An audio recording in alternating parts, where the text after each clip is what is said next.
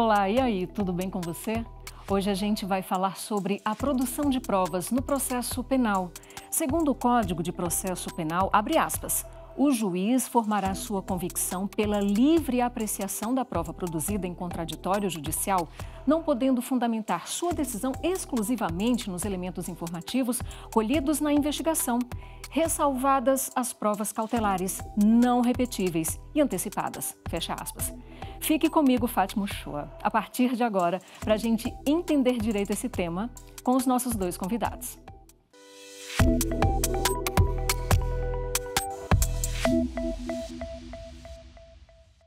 Bom, e para a gente entender direito a produção de provas no âmbito penal ou criminal, como você queira, eu já estou aqui com os meus dois convidados de hoje e eu tenho a honra de conversar com Guilherme de Souza Nutti, ele que é desembargador do Tribunal de Justiça de São Paulo, doutor e mestre em processo penal pela PUC de São Paulo. Doutor Guilherme, uma grande honra. Desde já, muito obrigada pela participação aqui no Entender Direito.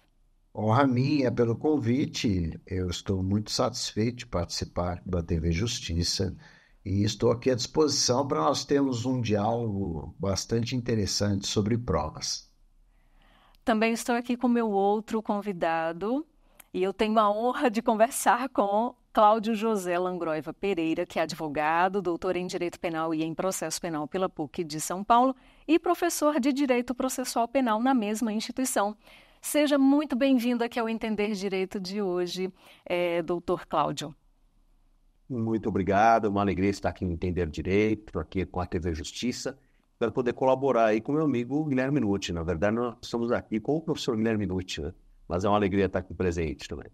Então, doutor Guilherme Nutti, a gente começa então com o senhor. Eu queria entender direito assim, né, alguma coisa mais basilar. A gente sempre faz essa crescente aqui no programa, ou quase sempre a gente faz.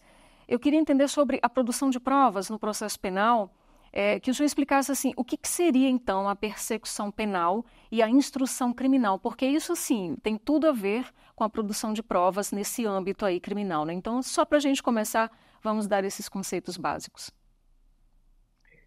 Olha, na verdade, nós teríamos o termo, né, persecução penal, que poderia abranger toda a fase probatória, né? Poderia envolver desde aquela fase que a polícia começa a investigar um crime, para depois, quando o promotor apresenta a denúncia, o juiz recebe, e passamos então àquela fase em juízo. Tudo isso é persecução penal. É a fase que o Estado está montando as provas para mostrar que determinada pessoa cometeu um crime.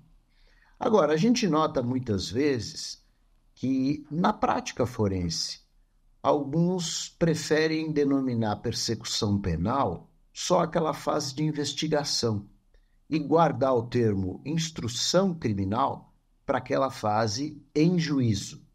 Mas se pensarmos realmente bem na terminologia, persecução penal é toda a fase de colheita de prova, desde a polícia até a fase em juízo. Então, a única coisa que realmente a gente reserva para juízo, ou seja, na frente do juiz, é a instrução criminal.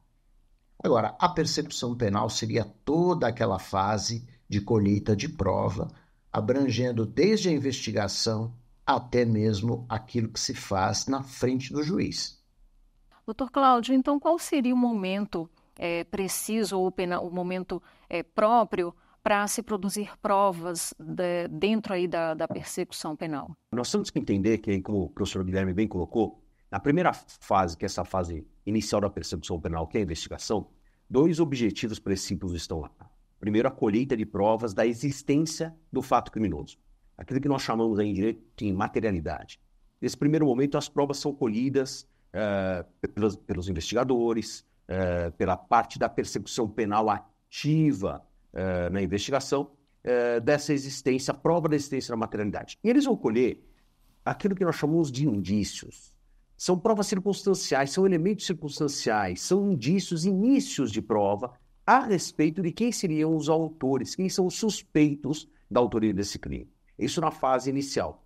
Quando nós temos a fase judicial posterior, que é a fase de instrução, que o professor Guilherme mesmo aqui falou, aí estas provas vão ser novamente produzidas aí pela acusação e pela defesa, num crivo de contraditório, uma discussão sobre as provas de uma parte e de outra, durante todo o processo, para que o juiz possa, aí sim, ao final, colhido essas provas, fazer essa análise e ter uma decisão final sobre o processo.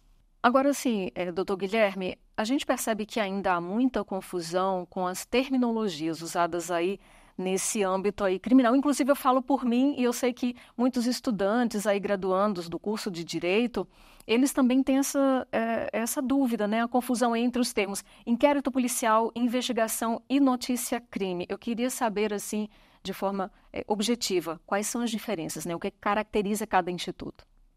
Bom, quando a gente fala no inquérito policial, nós estamos falando de um procedimento administrativo produzido pela polícia, a Polícia Civil ou a Polícia Federal, que a gente chama de Polícia Judiciária. Por quê? Porque ela é a polícia encarregada pela Constituição Federal de investigar crimes.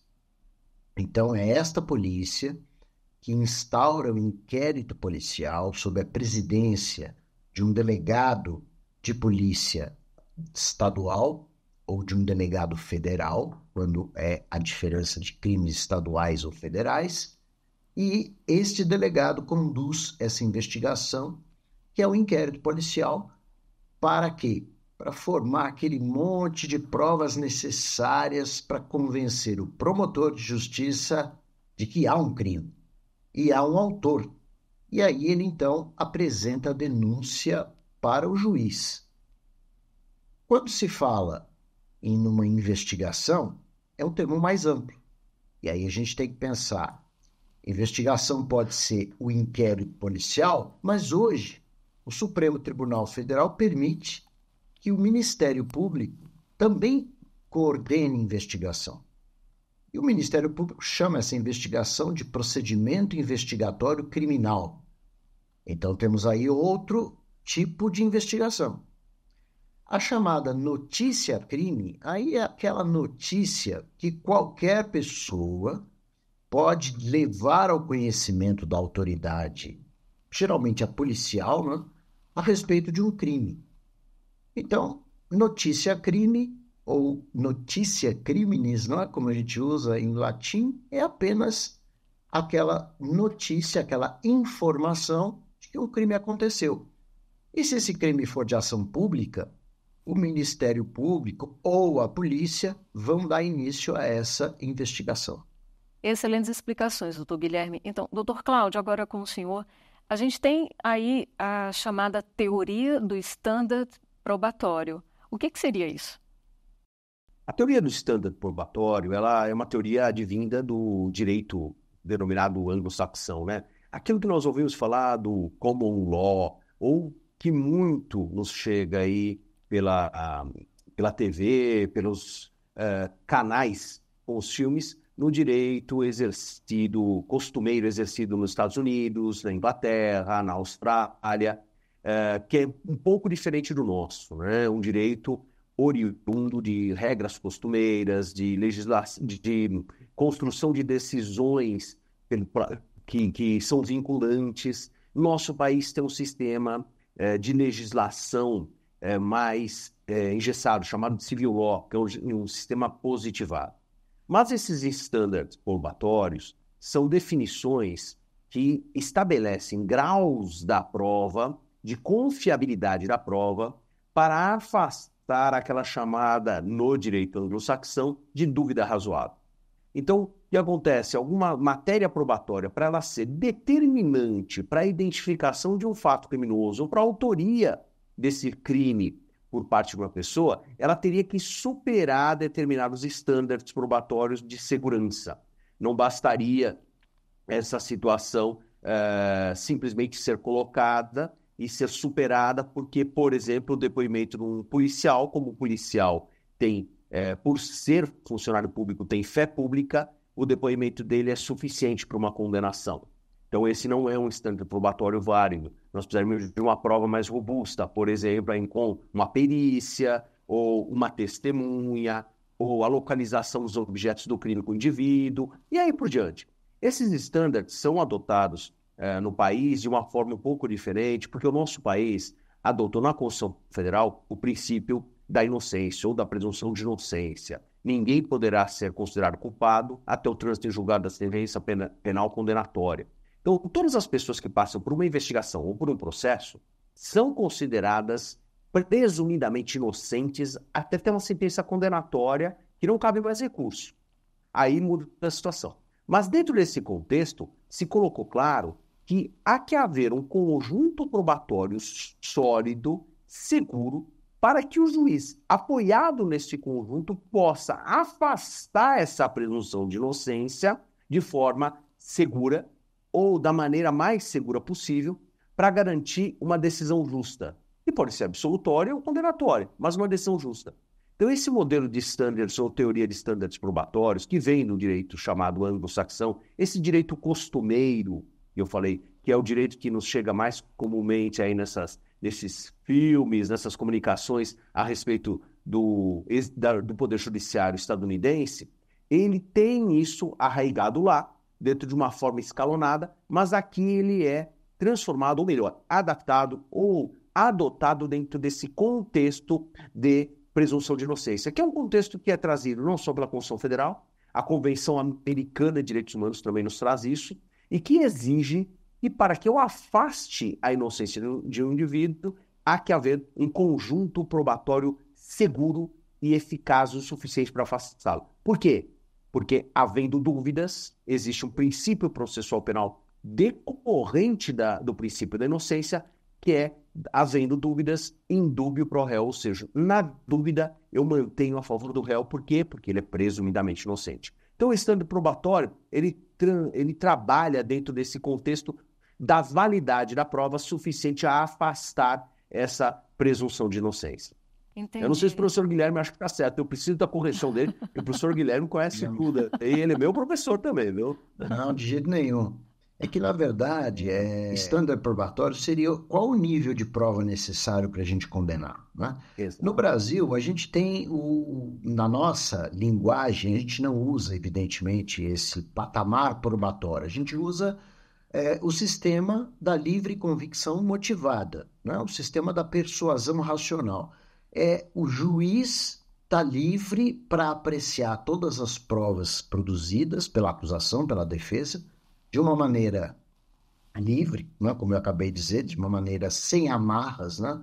E desde que ele fundamente, né? Desde que ele mostre a importância que ele está dando para uma prova em detrimento de outra prova. Mas ele é livre de se convencer, né? Tanto da culpa quanto da inocência. Então, na verdade, a gente não trabalha, né, com essa terminologia, como o professor explicou, né, que é uma terminologia importada, né? Mas nós trabalhamos no Brasil com o nosso, vamos dizer, padrão probatório, que é de suficiência também, lógico, para afastar a presunção de inocência e poder condenar uma pessoa, né? Agora, nós temos alguns padrões, né, que são interessantes, como, por exemplo, para formar a materialidade de um crime que deixa vestígio, como um homicídio, a gente exige, um standard probatório como padrão, exame de corpo de delito. Precisamos da prova pericial, de que alguém morreu. Se houver uma falsificação de documento, a gente precisa da perícia. Se apreendeu cocaína, tráfico de drogas, a gente precisa da perícia. Então, a gente tem alguns padrões, né, de exigibilidade para formar uma materialidade. Enfim, trabalhamos então com um sistema mais aberto, eu diria, mas que precisa haver, óbvio, o convencimento do judiciário acerca da culpa. Esse convencimento se forma de maneira fundamentada. O juiz tem que justificar por que acreditou mais numa prova do que em outra. Não seria, então, algo subjetivo do magistrado, simplesmente assim, as convicções próprias dele, mas essa fundamentação também teria que ser baseada em algo legal dentro aí do ordenamento jurídico vigente, doutor Guilherme? Essa livre convicção do magistrado, né? Aproveitar para deixar essa parte mais clara, até não é bem baseado no subjetivismo do juiz, né? Uhum. a opinião do juiz. Não é bem assim. Na verdade, até usando a exceção que nós temos no sistema brasileiro, aonde existe o subjetivismo pleno, opinião mesmo, é no júri. Ali no tribunal do júri, os jurados vão decidir por livre convencimento e motivado. Agora, o magistrado togado, aquele que está na corte, esse não pode decidir por mera opinião. Quando a gente fala livre convencimento motivado, a gente quer dizer, juiz, olhe todas as provas que a gente tem aqui. Valore cada uma delas. Dê o valor que você acha conveniente para cada uma das provas. Não da sua opinião, das provas que nós temos aqui nos autos do processo. Então, o subjetivismo dele é cerceado pelas provas. Então, aquelas provas fazem o universo do juiz trabalhar mentalmente. Ele não pode fugir daquelas provas, porque senão a decisão dele será reformada. Excelentes pontuações aí, deixou tudo bem mais claro, né? Agora, doutor Cláudio, ainda falando sobre standard probatório, eu gostaria de saber se tanto o Supremo Tribunal Federal como aqui o Superior Tribunal de Justiça já se utilizaram do standard em algum momento, né, em alguma decisão, acórdão, enfim. Eu pergunto isso porque aqui o STJ não cabe, em regra geral, reexaminar fatos e provas em sede de recurso especial. Então, eu queria saber se no âmbito criminal, né, nessa seara aí penal, é admitido esse reexame aí pelo STJ, enfim, pelo Supremo? Na verdade, a restrição, tanto o Supremo quanto o Superior Tribunal de Justiça, eles estão restritos no superior à reavaliação da matéria da lei, se há alguma infringência ou violação da lei e na decisão tomada, que está sendo objeto de recurso, e o Supremo Tribunal Federal, se há alguma violação de norma constitucional nessa decisão. Então, ele não adentra a prova. Entretanto, há evidente que, e você vai ver isso em várias decisões, que por vezes há uma discrepância na própria produção da prova, ou efetivamente a prova é ilícita, ou a prova tem um vício nela de constituição que ela tem que ser considerada nula. Então, existe uma série de situações que pode ser que exijam que tanto o Supremo quanto o Superior se debrucem sobre a prova e acabem, sim, trabalhando num modelo, como o professor Guilherme Mendes mencionou, um modelo nosso, de tipo, a prova para ser válida tem que ser assim constituída. Então, é um standard de como a prova tem que ser construída para ela ser válida no nosso sistema. E essa prova não tendo respeitado a lei, ela é desconsiderada. Eu vou dar um exemplo prático que a gente tem enfrentado muito, professor, Guilherme sabe disso também. Nós temos uma alteração do sistema processual penal mais recente, que foi a imposição da cadeia de custódia. E essa cadeia de custódia? Toda a prova, para que ela seja válida no sistema processual penal, ela tem que ter uma cautela na sua colheita, na sua obtenção. Então a prova tem que ser identificada, ela é identificada, quem a identificou tem que ser identificado também, é ele que identificou. No caso de prova material, ela tem que ser acondicionada de forma adequada, ela tem que ser levada para um local adequado, dentro dessa cadeia de custódia. Essa condução dela tem que ser atestada, tem que ter um relatório. Ela chega dentro de uma central de guarda de provas, chamada central de custódia. Essa central acondiciona de forma adequada essas provas. Essas provas acondicionadas de forma adequada ficam lá reservadas até o juiz poder liberá-las novamente, ou as partes pedirem ao juiz para ter acesso, tudo, para garantir a integridade dessa prova. Quando eu não respeito a integridade dessa prova, e isto é uma violação da determinação legal, vamos dizer que o juiz de primeira instância entendeu que não tinha problema, o tribunal, no recurso, entendeu que não tinha problema, o Superior Tribunal de Justiça recebe isso, e ele vai se debruçar sobre a qualidade dessa prova. E essa qualidade é aferida não porque a prova é boa para condenar ou não para condenar, mas se ela respeitou em seu caminho o estabelecido nessa cadeia de custódia pela lei. E se ela foi violada, essa prova pode ser imprestável. É uma prova que não pode ainda que seja uma prova, por exemplo, determinante daquele processo. Pode ser que ela tenha que ser desconsiderada, porque ela violou a lei. E aí sim, o Superior Tribunal, eventualmente o Supremo, se debruçam sobre essa natureza, essa constituição válida de uma prova, quais são os requisitos para ela ser válida, né? Quais são os elementos, quais são os estándares que eu preciso ter nessa prova para ser válida. Tem vários casos que a gente teve, e nós tivemos essa situação. Compartilhamento de provas, nós tivemos essa situação. Quando, por exemplo, a Receita Federal fornece elementos para persecução penal, ela seguiu um formalismo adequado, estabelecido em lei, e aí essa prova e a construção dessa prova vai sendo verificada.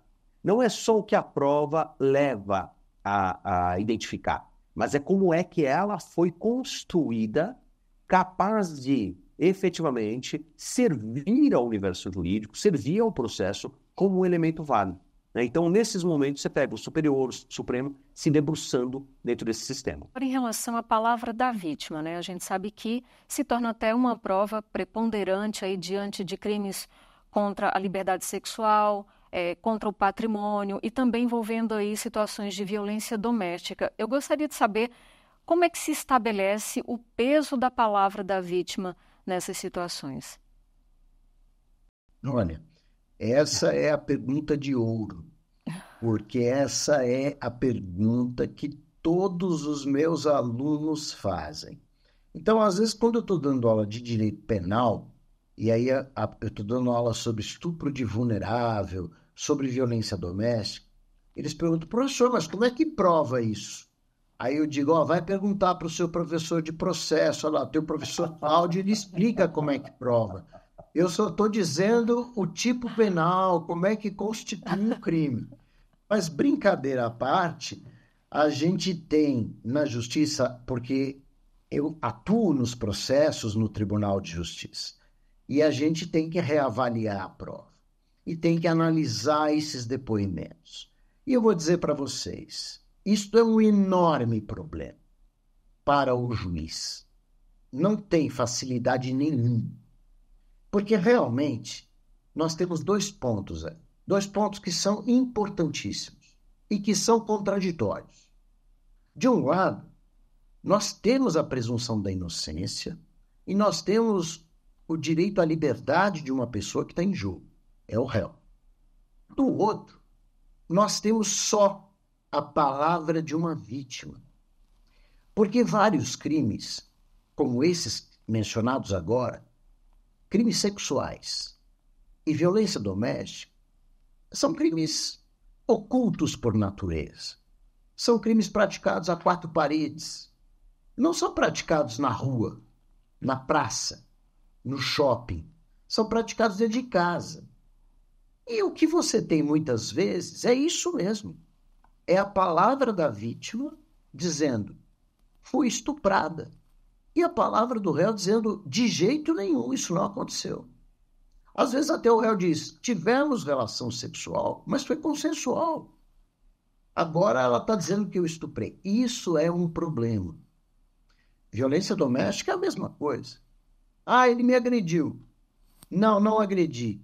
E como é que fica quando nem marca tem às vezes? Não tem nem lesão corporal. É possível haver violência doméstica sem a lesão específica. Olha, eu diria para vocês que o juiz padece, mas nós temos que ter uma solução. Então, é um conjunto de provas. É analisar o cenário. Quando se trata de depoimento de criança e adolescente vítima de crime sexual ou violência doméstica, a gente tem uma lei especial que vai dizer do depoimento especial e da escuta especializada. Então, profissionais preparados, psicólogo, assistente social, vão ouvir aquela criança em separado, escuta especializada. Depois, se o juiz ou o delegado vai ouvir aquela criança, e ele deve ouvir geralmente uma vez só, para não traumatizar mais a criança, ele vai ouvir com o apoio de um assistente social e de uma psicóloga junto dele, para que as perguntas sejam bem feitas, bem direcionadas, a criança não fique assustada. E aí, nós temos, como eu disse, um cenário. A gente pega o que a criança disse, o que a mãe da criança disse, o que o vizinho disse, como é a postura daquele réu na vida dele cotidiana, e formamos um cenário completo. Né? Havia alguma razão para aquela criança ter sido, por exemplo, né, doutrinada pela mãe que está em litígio com o pai para acusar o pai de estupro? Pode haver. Então, aquele depoimento fica mais fraco, né? É o que a gente chama de uma alienação parental. Agora, no dia a dia, né, esse confronto acontece. E eu acredito, como juiz, eu tenho uma visão que é a visão de quem vai julgar. Né? Mas eu tenho certeza que o professor Cláudio também tem a visão dele, que vai defender lá o réu, e ele muitas vezes vai ter que contrariar a palavra da vítima nos autos, dizendo não, ela não está falando a verdade. E é difícil, né? Porque a gente tem apenas isso, em grande número de casos. Pode haver erro judiciário? Pode sim. É possível. E é Por isso que justamente. cada vez mais os juízes ficam preocupados. Aham. E é justamente sobre esse ponto aí suscitado pelo doutor Guilherme, agora com o doutor Cláudio, que eu gostaria de ouvir, né? Como é que fica, então, a situação do acusado? Se há uma preponderância, digamos assim, da palavra da vítima, o que esse acusado ele pode fazer antes de sofrer até qualquer medida cautelar? A verdade, e aí o professor Guilherme bem trouxe, é que esses crimes, os outros acontecem, mas não é igual porque você tem uma colheita de material probatório circulante que pode levar a uma condenação ou uma absolvição, né? Às vezes você tem uma imagem na rua, você tem uma testemunha que passou, etc. Mas quando você pega esses crimes, principalmente os sexuais, violência doméstica, são crimes chamados, como o professor Guilherme mencionou, ocultos, daqueles crimes residenciais, aqueles crimes que são em quatro paredes, etc. É muito difícil, porque a palavra da vítima, ela já é determinante para começar uma investigação criminal. Basta a vítima dizer, fui vítima de, a investigação vai começar. Por que vai começar? Mas como assim? Porque é uma cautela do Estado. O Estado vai tomar cuidado. Há um risco disso ter acontecido. E havendo risco, vamos investigar. Continua existindo a presunção de inocência. Mas como é que eu vou apurar se essa situação é verdade ou não? Eu vou começar a colher elementos. Vou ouvir aquele acusado. Eu quero ouvir o que você tem a falar. Às vezes a vítima vai e já traz testemunhas. Testemunhas que muitas vezes não são testemunhas do que aconteceu, mas testemunhas do que a própria vítima contou que aconteceu. Né? E testemunhas indiretas, né? Aquelas que trazem uma prova complementar dizendo assim, olha, ela chegou muito abalada, ele chegou muito abalado, ele falou isso, ela falou isso, ela disse que passou por isso ou por aquilo naquele dia, que ele teria feito isso, tal. Aí a grande pergunta, né, do investigador, mas você acompanhou... Não, ela me contou isso depois, ou ele me relatou isso depois, etc. Aí traz o acusado. Aí o acusado fala, não foi nada disso. O que acontece é que, efetivamente, nós tivemos um desentendimento. Nós não íamos mais continuar, nós nos afastamos, não era isso que aconteceu, etc. E traz a versão dele. E aí a situação é muito difícil, muito difícil. Porque, de um lado, você tem uma pessoa que é a vítima, que quer a tutela do Estado, que vai buscar essa tutela, que vai pedir socorro. E, de outro lado, você tem uma pessoa que diz o seguinte, pelo amor de Deus, estão me acusando falsamente. Isso é muito sério, as penas são altíssimas. Vai acabar com a minha vida, vai acabar com a minha história, com minha família, com o meu estudo. Então, é realmente um drama emocional ao qual tanto investigadores, delegado de polícia, depois, evidentemente, Ministério Público e juiz, são arrastados, trazidos para esse drama emocional. E aí, o que vai acontecer é, muitas vezes, infelizmente, porque a gente não gostaria que tivesse a experiência nisso, né? Mas é a experiência com essas situações, de várias vezes ter visto, de várias... Porque o professor Guilherme pode me falar, ele é desembargador e passou por isso. É incrível como as situações se repetem num modus de ser muito parecido. Aquelas situações de violência doméstica, as situações de violência sexual, elas têm um histórico muito parecido. Sim. E as pessoas, e o julgador, quando pega aquele histórico, às vezes o investigador ele fala, olha, eu já conheço essa história. Vai vir e vai acontecer isso. E acontece. Por incrível que pareça. Então, essa conclusão é uma conclusão difícil, que empareda realmente o judiciário, principalmente, porque no final é só o juiz, sozinho, no silêncio da sua mente, no silêncio de seu convencimento, que vai decidir a vida de alguém, que vai decidir se aquela pessoa vai ser condenada ou não, que pode ser presa ou não. Ou se vai decidir que aquela outra pessoa vai ficar sem uma tutela, uma proteção, vai se sentir injustiçada, abandonada. E ele, efetivamente, é um ser humano, sujeito a erro. Mas ele vai ter que decidir com base no quê? Nesse, não é o standard probatório, né? Mas nessa avaliação da prova constituída, que terá que convencê-lo do sim ou do não do acontecimento.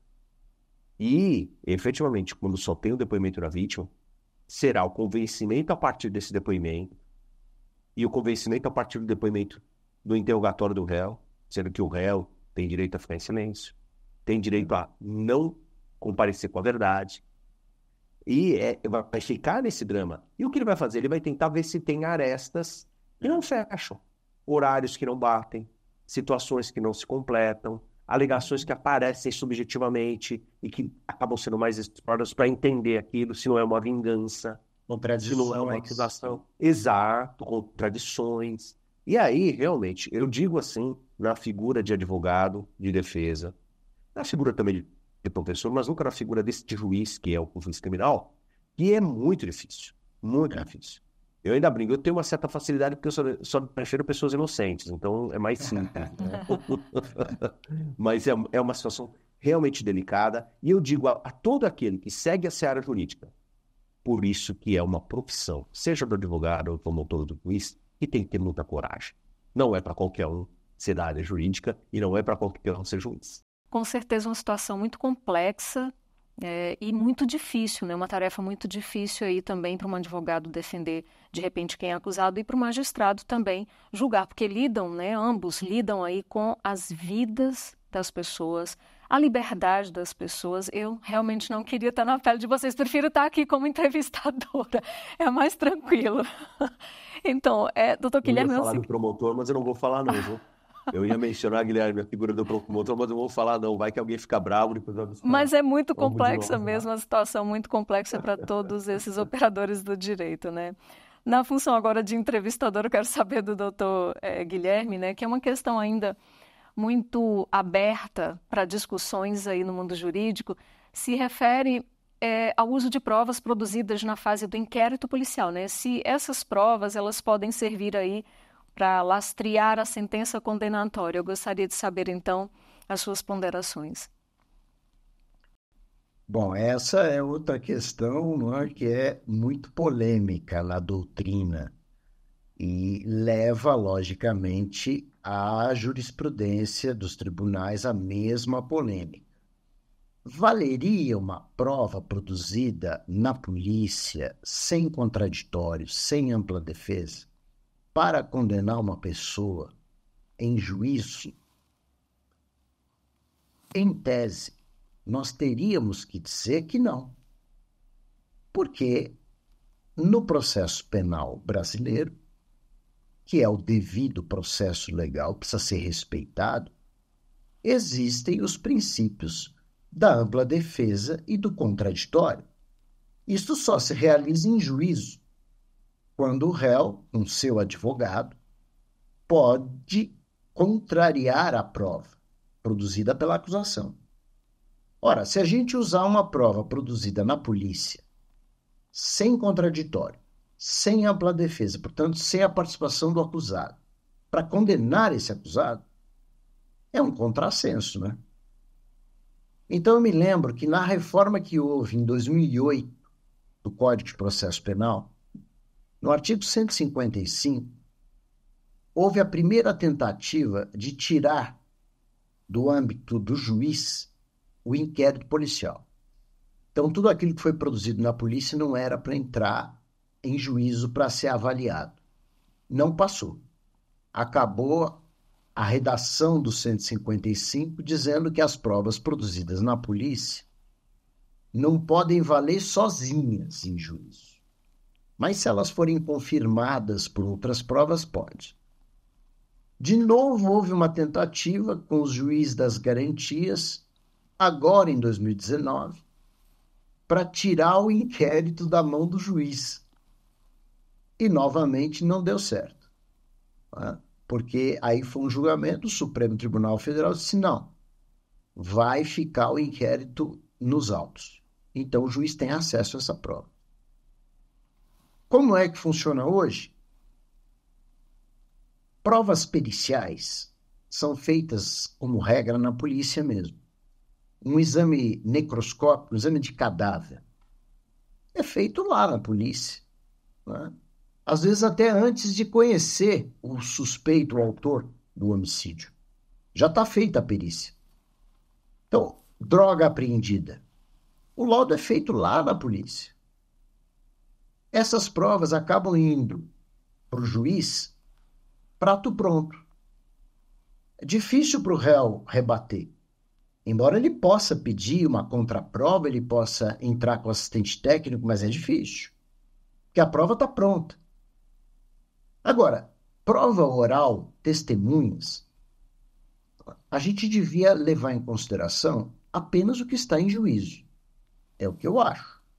Agora, muitas vezes a gente vê nos tribunais, nos juízos, o juiz fazer referência a uma testemunha que foi ouvida, sim, só na polícia.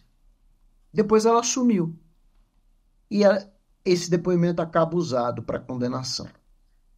É a tendência da jurisprudência hoje no Brasil, aceitar provas na polícia produzidas, exigindo apenas que essa prova seja confirmada por alguma outra produzida em juízo. Não me parece o melhor sistema, mas esse é o sistema que nós temos nos tribunais hoje. Doutor Guilherme, eu gostaria de entender direito o seguinte, o magistrado, o julgador, ele pode indeferir provas apresentadas pelas partes e, se sim, isso de certo modo não se configuraria cerceamento de defesa? Olha, pode acontecer cerceamento tanto da acusação quanto da defesa quando o juiz indefere uma prova solicitada. É possível.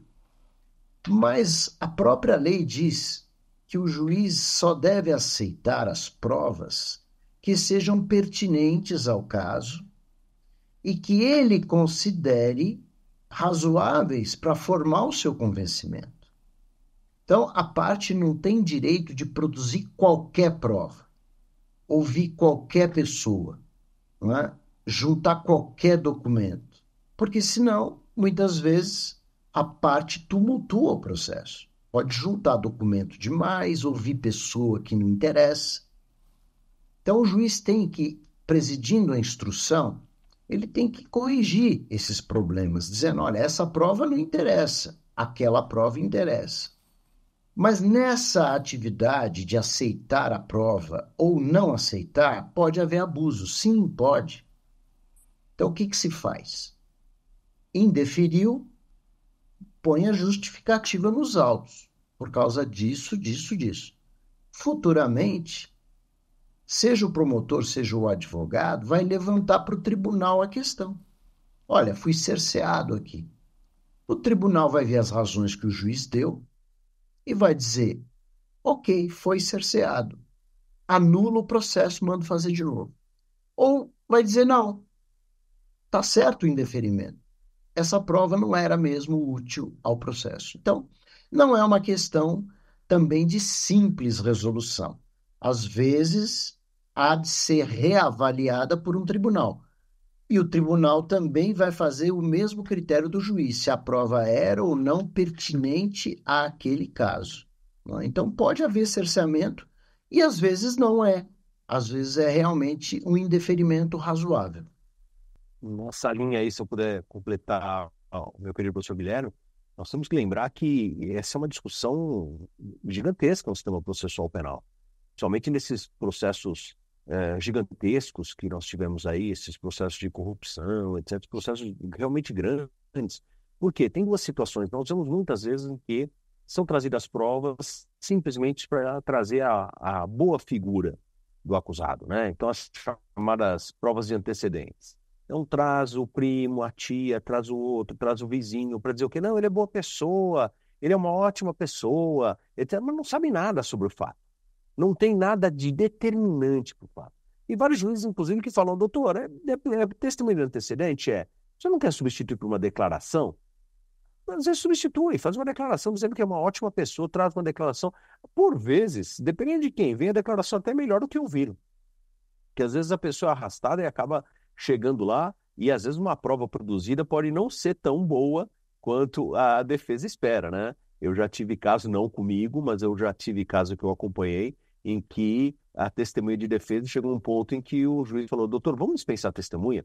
E o promotor dando sorriso, porque a testemunha de defesa, não, ele não presta. É uma pessoa muito difícil, realmente, doutor. Eu vim aqui falar, eu sei que chamou, mas eu não posso faltar com a verdade com o senhor. E é uma situação difícil. Então, essas provas são muito difíceis de saber. Agora, evidentemente, que tem provas que são determinantes. Então, o que acontece muito, por exemplo, em casos um pouco mais complexos, são testemunhas no estrangeiro. Essa questão de ouvir a testemunha no estrangeiro.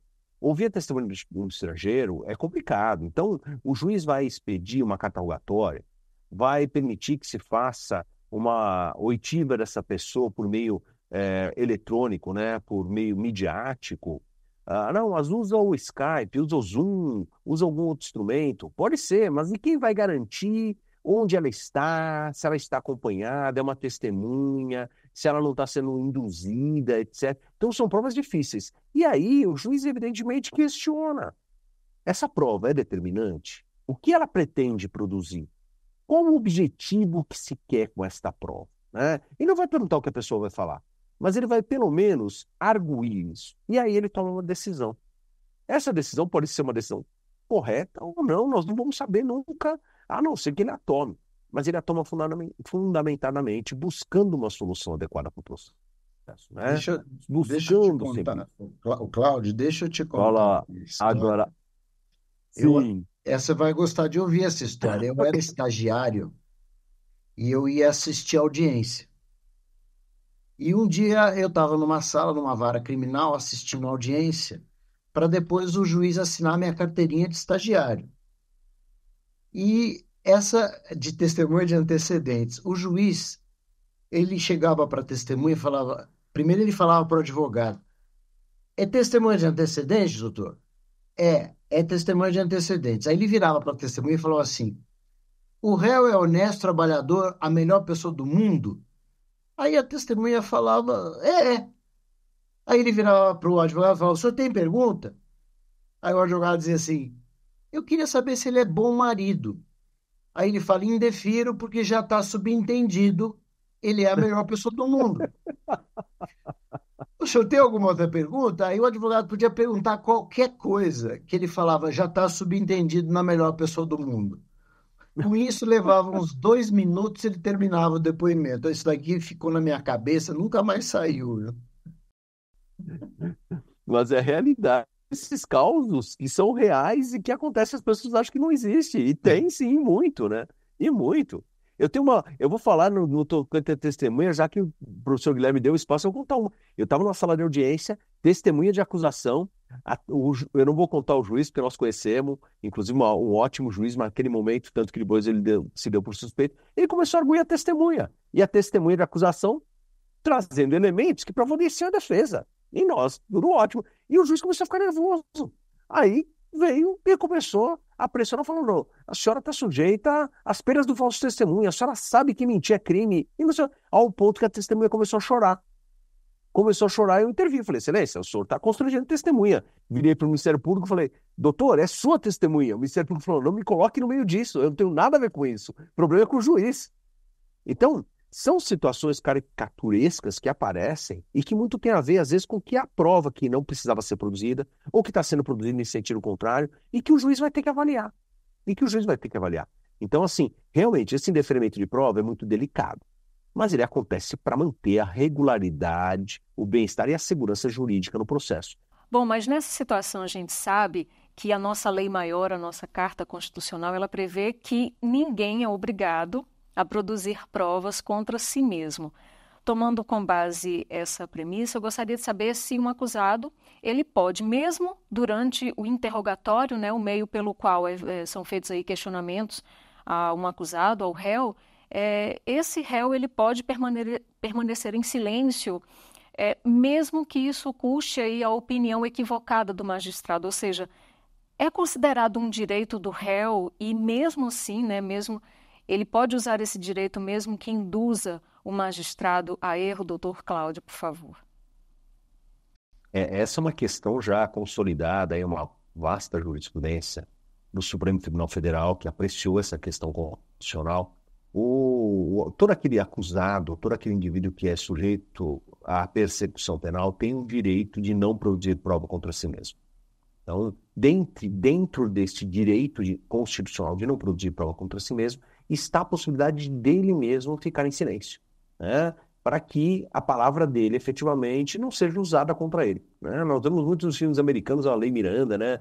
Você tem direito de ficar calado, senão tudo que disser poderá ser utilizado contra você no tribunal, etc. É um pouco disso, né? É um pouco dessa situação mesmo, não é que difere muito do nosso. É que no nosso, nós colocamos aí de uma forma constitucionalizada que ele não é obrigado a produzir prova contra si mesmo. Todavia, historicamente no processo penal, antes da Constituição de 88, muitas vezes o silêncio do réu era levado em consideração como quase que uma confissão, né? Então, essa situação foi levada várias vezes ao Supremo, principalmente a partir da Carta Constitucional de 1988, e o Supremo consolidou, olha, não pode de maneira alguma ser utilizado isso como elemento na aferição de responsabilidade penal, né? Então, eles não podem usar isso. Lógico, é muito difícil ao magistrado que não ouve o réu falar ter uma percepção sobre essa versão. Então, hoje nós temos o quê? O réu pode ficar em silêncio? Pode. Muitas vezes ele fica em silêncio na fase de investigação. Por quê? Porque na fase de investigação, antes de estar perante o juiz, não tem a possibilidade de contraditório, perguntas da defesa, possibilidade dele ter ali plenamente o seu direito de se defender. Às vezes ele não consegue nem ser orientado pelo seu advogado. Então, muitas vezes o advogado chega, olha, fique em silêncio, não fala nada, só fala na frente do juiz. Se ele está preso, às vezes ele vai em audiência de custódia, aí ele conversa com o juiz, mas ele é apresentado para o juiz, aí efetivamente ele fala, aí ele dá a sua versão. Muitas vezes, esta versão não é uma versão que condiz com a verdade. Isso tem que ser levado em consideração, né? Por quê? Porque, em geral, quando ele vai a juízo, ele acaba falando. Mas ele acaba, muitas vezes, falando, não comportando na sua fala a verdade, muitas vezes comportando na sua fala coisas a mais do que a realidade. E isso faz parte do direito que ele tem de não produzir prova contra si mesmo. Constitucionalmente é entendido isso como direito fundamental de todo e qualquer cidadão, né? Então, por isso que às vezes a palavra do réu...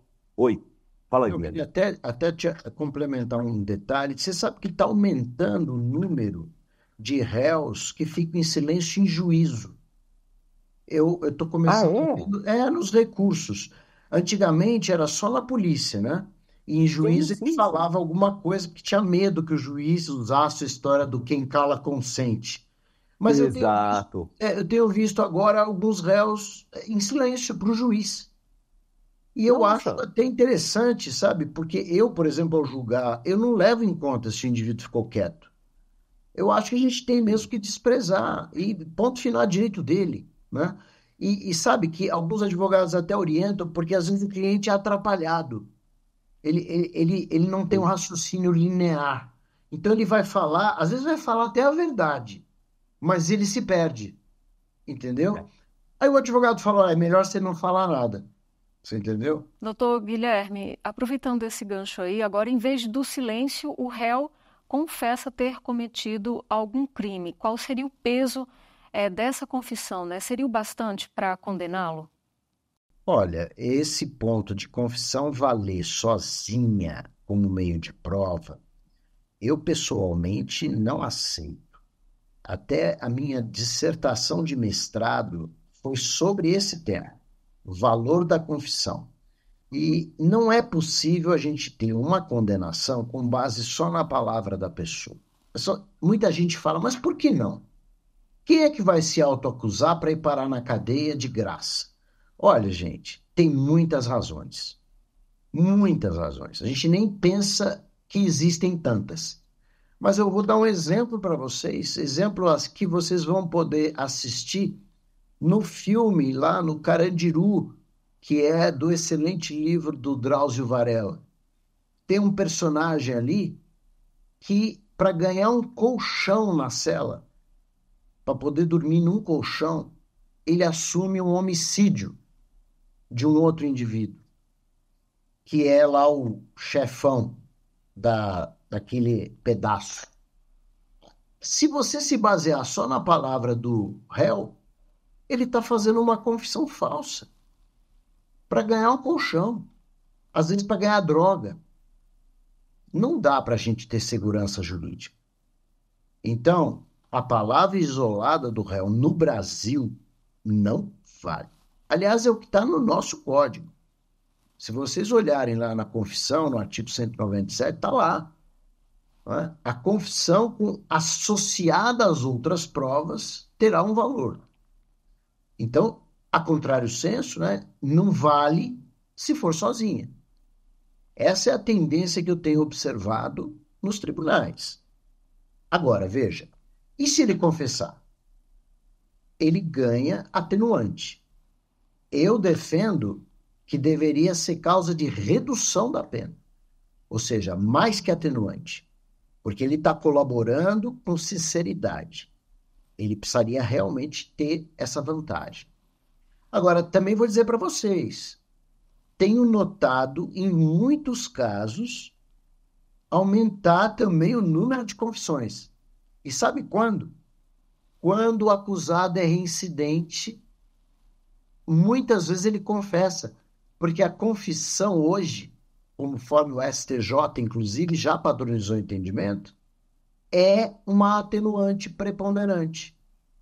E essa atenuante vai matar a reincidência. Então, o réu reincidente tem confessado porque o juiz é obrigado a compensar e não aumenta a pena dele. Então, é interessante isso. É a confissão valendo para um benefício, não é? Que é não aumentar a pena sendo ele reincidente. Mas, como eu disse, eu vou além. Eu acho que o legislador devia colocar a confissão como redução de pena. É o que me parece mais justo. A Muito gente tem que lembrar que interessante esse hoje em ponto de dia nós vista. vivemos com organizações criminosas. Em organizações criminosas de base, nós estamos falando aí do tipo PCC, a confissão é um instrumento de troca e muitas vezes um instrumento de pagamento. Pagamento por dívida. Confissão Ele tem falsa, né? confissão falsa, É. ele assume uma dívida de um sistema penitenciário porque ele não tem condição de ter comida, papel higiênico, etc. Ele assume essa dívida e ele paga confessando o crime de outrem. Ou Exato. ele paga porque ele tem uma dívida de outra natureza. Então, isso não é incomum. Não é incomum no crime organizado. Agora eu queria saber uma coisa. Os indícios de autoria e de materialidade de um crime por si só, mesmo que não haja a confissão do suposto criminoso, são suficientes para resultarem aí em uma sentença penal condenatória? Começando pelo doutor Guilherme, depois eu quero ouvir o doutor Cláudio. Olha, em matéria de prova da existência do crime, é chamada prova da materialidade, pessoalmente, eu não admito a possibilidade de indícios. Indício de materialidade, para mim, não convence. A materialidade tem que estar provada. Tem que estar provado que o crime aconteceu. Agora, quando a gente fala em indício de autoria, temos que ter cuidado apenas de separar indícios suficientes de autoria para receber uma denúncia, para decretar uma prisão preventiva, até para pronunciar um réu, tudo bem. Agora, indícios para condenar pode sim acontecer. Prova indiciária. Já vi condenação, não é? Por indícios, mas aí precisa ser um indício tão forte, o conjunto de indícios, que você lendo a sentença, você tem certeza que o indivíduo foi o autor do crime. Então, notem, materialidade tem que ter prova segura. Autoria também, mas na autoria, os indícios podem ser em número tão grande que forma a segurança. É assim que me parece justo no processo penal. Doutor Cláudio, por favor. Eu acho que é um tema muito delicado, né? Não existe nem investigação finalizada, nem início de ação penal se a gente não tiver prova da existência do crime. A prova da materialidade. Então não dá para ter indícios de materialidade para começar a investigação, né? Notícia de que um crime ocorreu, aí eu vou investigar se esse crime ocorreu, daí eu vou ver se é autor. Então, se ele ocorreu, aí eu tenho prova da materialidade. Tenho prova de que ele ocorreu, prova contundente, inequívoca, maravilha. Então, isso está superado, acho que é tranquilo. Agora, os indícios de autoria, eles estão consolidados na lei como elemento suficiente para, junto com a prova da materialidade, dar início à ação penal. Ou seja, começar a instrução perante o juiz, que vai colher todas essas provas. Agora, o que acontece? É contextualizar o que é indício, né? Eu acho que é nessa linha de pensar o que é indício. Indício é prova indireta, né? Não é prova contundente, prova direta, etc. Então, tem casos em que você não consegue a prova do crime, você consegue prova de que não poderia ser outro, senão ele a cometer o crime, né? Eu não vou citar os casos todos, mas nós temos crimes aí de um bom tempo que aconteceram, foram levados até a júri, que a prova mais determinante que levou a convencimento da autoria foi: não tinha outra pessoa no local a não ser aquela. Ah, mas foi ela? Não, não tem prova de que foi ela, não tem sangue, não tem pedaço disso, não tem arma do crime, não tem nada. Mas só tinha ela no local. Existem provas indicativas de que nenhuma outra pessoa adentrou aquele local. É prova de que ele cometeu? Não, mas não é prova indireta, indiciária de que ele deve ser o autor do crime, de que não há outro a ser autor do crime. Então, essa colheita é muito delicada. Então, são casos muito específicos.